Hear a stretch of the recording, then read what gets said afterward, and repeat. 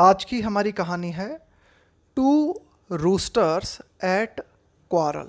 Eight quarrel का मतलब होता है झगड़ना, लड़ाई करना एक दूसरे से। तो ये है दो मुर्गों की कहानी जो कि आपस में लड़ाई लड़ते हैं या झगड़ते हैं। रूस्टर का मतलब होता है मुर्गा। वन डे, एक दिन, टू रूस्टर्स फॉट। फाइट की सेकेंड फॉर्म होती है फॉट। वेरी सीवियरली, सीवियरली का मतलब होता है बहुत ही ज़बरदस्त तरीके से। वेरी सीवियरली का मतलब है बहुत ही उग्रतापूर्वक या बहुत ही प्रचंडता से, बहुत ही ज़बरदस्त तरीके से। तो एक बार क्या हुआ, दो मुर्गे बहुत ही ज़बरदस्त तरीके से लड़े। क्यों लड़े? टू डिसाइड, ये डिसाइड करने के लिए, ये निश्चित करने के लिए कि who is the master of their farm, कि इन मुर्गों का जो फार्म था, फार्म का मतलब होता है एक तरीके का खेत, कि मुर्गों का जो फार्म था उसका मास्टर कौन है, ये डिसाइड करने के लिए। कुल मिला के ये जो मुर्गे थे, इन्होंने ये डिसाइड करने का तय किया कि भाई तय हो जाना चाहिए हम में मास्टर कौन है, यहाँ का नेता कौन है, राजा कौन है। तो इसलिए इन्होंने लड़ाई लड़ी।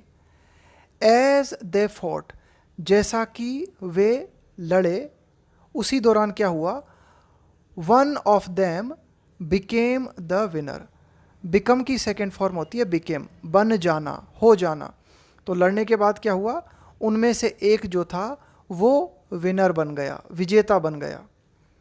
ही सेड, विनर जो था उसने कहा, आई एम द मास्टर, मैं मास्टर हूँ, यानी कि अब मैं इस खेत का मालिक हूँ। Of this farmyard, farmyard का मतलब हुआ खेत के आसपास का क्षेत्र, कि मैं इस खेत और इस खेत के आसपास के क्षेत्र का मास्टर हूँ। I order you to be, देखो बी का मतलब होता है होना। I order you to be my servant, कि मैं तुम्हें मेरा नौकर होने का आदेश देता हूँ। किस मुर्गे ने कहा है? जो मुर्गा जीता था, उस जीते हुए मुर्गे ने हारे हुए मुर्गे से कहा कि मैं यहाँ का मास्टर हूँ और मैं तुम्हें मेरा नौकर होने का आदेश देता हूँ।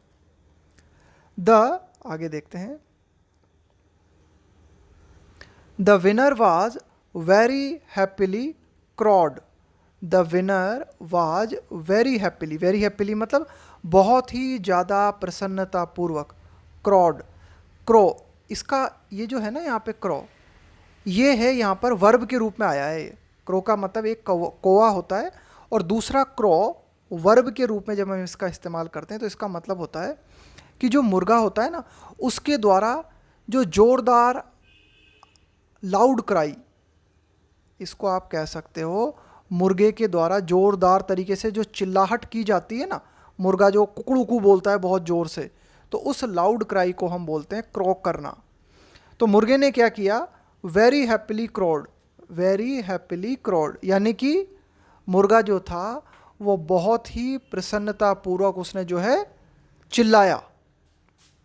एंड क्लैप्ड, यहाँ पे क्लैप का मतलब है फड़फड़ाना। इट्स का मतलब है उसके, विंग्स का मतलब है पंख, और मुर्गे ने अपने पंखों को बहुत ही जोरदार तरीके से फड़फड़ाया। He was so proud, so proud का मतलब है इतना गर्व, इतना घमंडी होना, इतना गर्व होना, इतना अभिमान होना। तो उसको इतना ज़्यादा अभिमान था अपनी जीत पे, that he did not even see an eagle, कि यानी कि वो घमंड में बिल्कुल पागल हो चुका था, बहुत ज़्यादा अभिमान उसे आ गया था।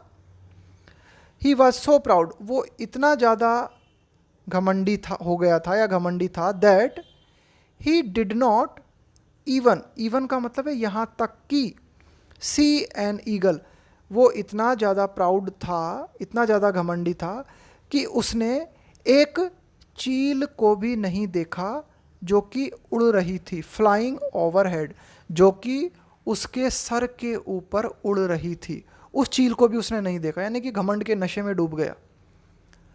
The eagle heard the noise, जो चील थी उसने मुर्गे की आवाज़ सुनी, heard the noise, and carried away the winner, और जो विनर था यानी कि जो जीतने वाला मुर्गा था उसको, अवे का मतलब क्या होता है, दूर।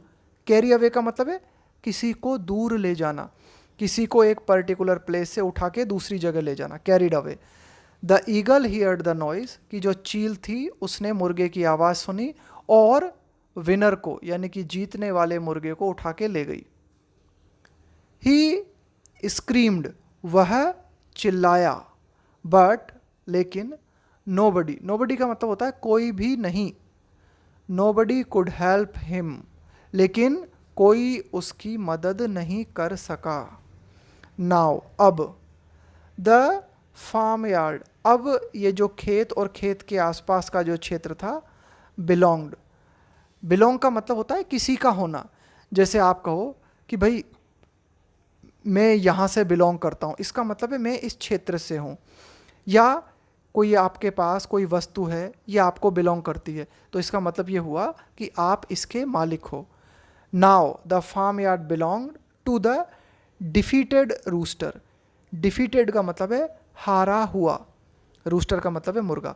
अब फार्म यार्ड जो था वो हारे हुए मुर्गे का था। अब फार्म यार्ड हारे हुए मुर्गे को बिलोंग करता था, यानी कि अब खेत का मालिक हारा हुआ मुर्गा था। क्यों? क्योंकि जो विनर था उसे तो चील उठा के ले गई। क्या है मॉरल इस कहानी का? क्या संदेश मिलता है हमें इस कहानी से?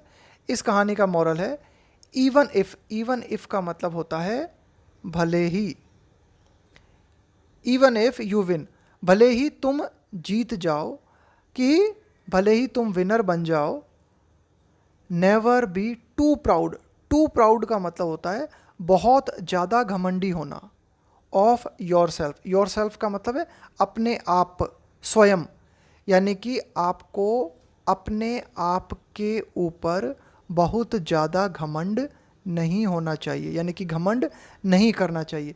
बी का मतलब होता है होना। तो कुल मिला के भले ही आप जीतो, भले ही आप जीत जाओ, लेकिन कभी भी अपने आप पर बहुत ज़्यादा घमंडी ना बनो, है ना, अपने आप पर बहुत ज़्यादा घमंड ना करो, यानी कि घमंडी नहीं होना चाहिए।